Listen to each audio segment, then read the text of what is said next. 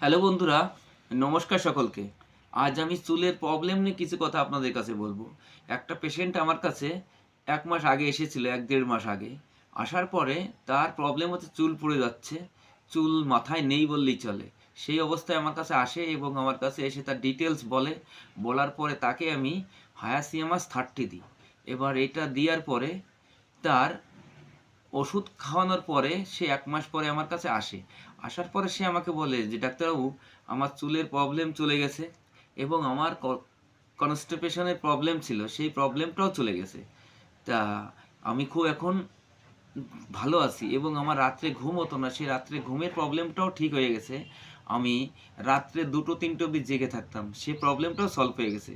তাই যদি আপনাদের ভেতরে এরকম কোনো প্রবলেম থাকে, অবশ্যই যেকোনো একটা ডাক্তারবাবুর সঙ্গে যোগাযোগ করবেন এবং তার পরামর্শ অনুযায়ী ওষুধটি খাবেন। আমার ভিডিও দেখে কেউ ওষুধ খাবেন না।